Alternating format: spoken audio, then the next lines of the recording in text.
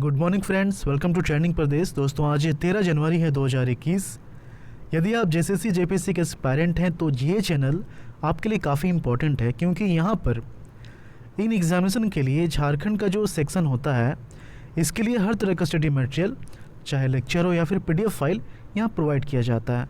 और ध्यान रखिए कि यूट्यूब चैनल के साथ साथ आपको टेलीग्राम ग्रुप भी ज्वाइन करना ज़रूरी है, क्योंकि जो भी पीडीएफ फाइल्स होंगे या फिर क्विज सेशन होगा वो टेलीग्राम में ही प्रोवाइड किया जाता है। ओके, चलिए हम लोग आज के लिए झारखंड करंट अफेयर्स के इम्पोर्टेंट क्वेश्चंस स्टार्ट करते हैं। फर्स्ट क्वेश्चन है, झारखंड के किस जिले में झारखंड ट्रैवल पेंटिंग कार्यशाला का आयोजन किया गया?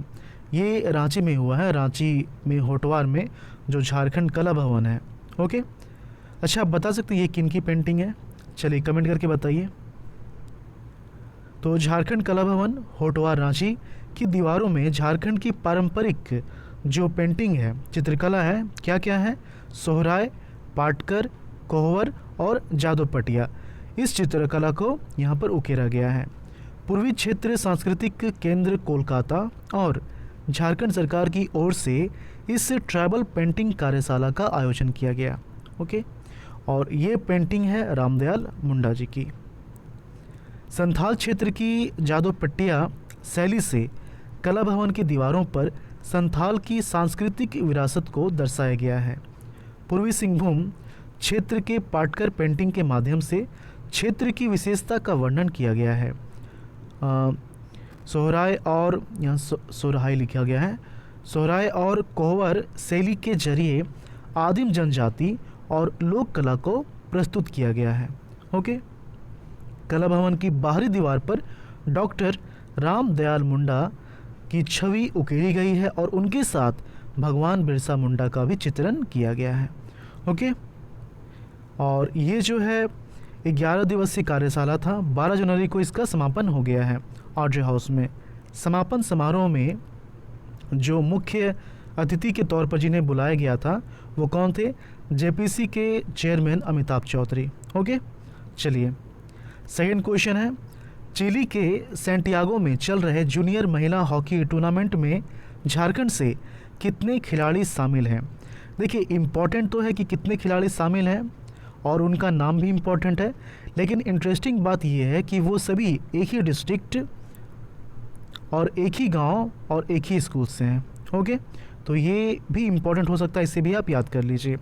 और उन तीनों का, अच्छा यहाँ पर ऑप्शन सी ये सही आंसर है। और उन तीनों का जो नाम है ब्यूटी डुंगडुंग, संगीता कुमारी और सुषमा कुमारी, इस समय भारतीय जूनियर महिला हॉकी टीम के साथ चिली के सैंटियागो में टूर्नामेंट खेल रही हैं। तीनों सिमडेगा के करंगागुड़ी गांव की हैं और एक ही स्कूल से अभ्यास कर भारतीय टीम तक पहुंची हैं।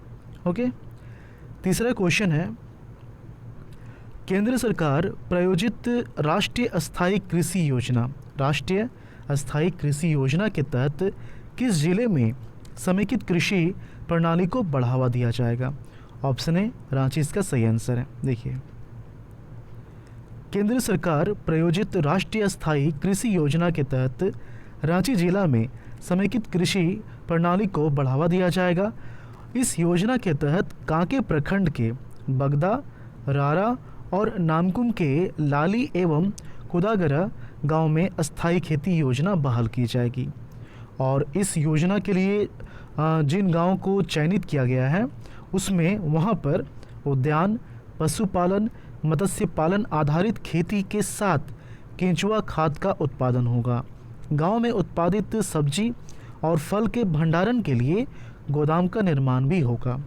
इस योजना में 358 हेक्टेयर भूमि पर काम होगा। इस पर 1.31 करोड़ रुपए खर्च होंगे। ठीक है। चौथा क्वेश्चन है, रांची के स्वास्थ्य केंद्रों को अपग्रेड करने के उद्देश्य से रांची जिला प्रशासन ने किस कंपनी के साथ MOU किया है? Memorandum of understanding. किसके लिए? स्वास्थ्य केंद्रों के लिए। रांची के स्वास्थ्य केंद्रों के लिए किस कंपनी के साथ MOU किया गया है? तो यहाँ पर जो सही आंसर है वो है ऑप्शन ए IOCL। अब आप सोचेंगे यहाँ पर कि मेडिकल के लिए, स्वास्थ्य केंद्रों के लिए ये जो तेल कंपनी IOCL, इसका क्या संबंध है? ये तो तेल बनाती हैं। तो मेडिकल से इसका संबंध नहीं है, लेकिन इसके पास पैसा है, ठीक है। तो ये जो है फंड देगी और उस फंड से जो भी ज़रूरतों के सामान हैं उसे खरीदे जाएंगे, जो भी इक्विपमेंट्स हैं उसे खरीदे जाएंगे। आपको पता होना चाहिए कि जो भी कंपनियां होती हैं, CSR एक फ़ंड होता है, कारपोरेट सोशल रिस्पॉन्सिबिलिटी, ठीक है। तो इस फंड के तहत एक्चुअली क्या है कि जितना भी प्रॉफिट होता है किसी भी कंपनी का, उस प्रॉफिट का 2% हिस्सा इस फंड के लिए खर्च करना होता है।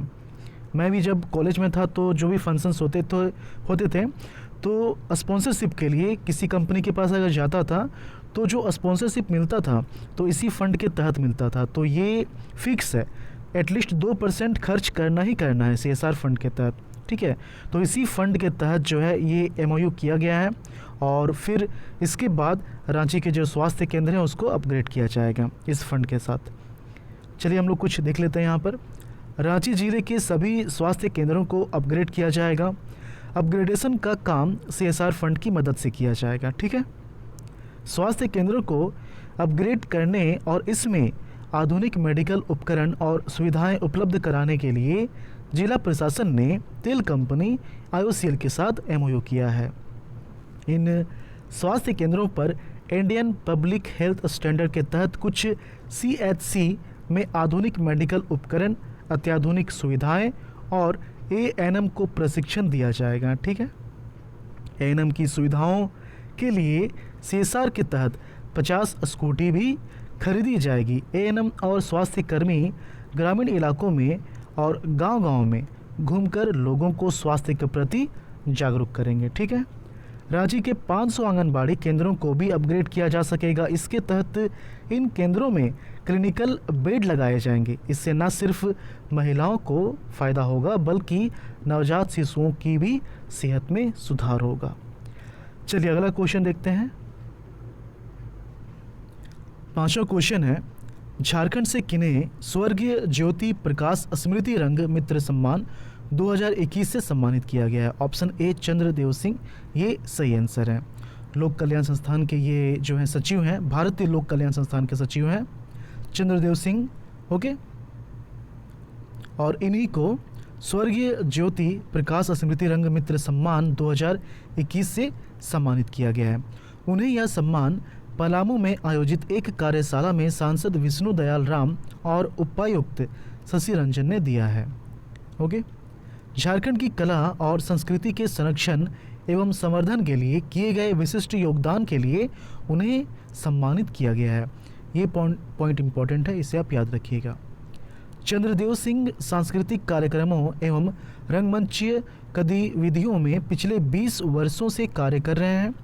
चंद्रदेव सिंह वर्तमान में भारत सरकार के संस्कृति मंत्रालय के पूर्व क्षेत्र सांस्कृतिक केंद्र कोलकाता के कार्यक्रम समिति सदस्य हैं। कुछ और क्वेश्चन हैं, हम लोग देख लेते हैं इसे। जामताड़ा जिले में बढ़ रहे साइबर अपराध पर कौन सा देश रिसर्च करेगा?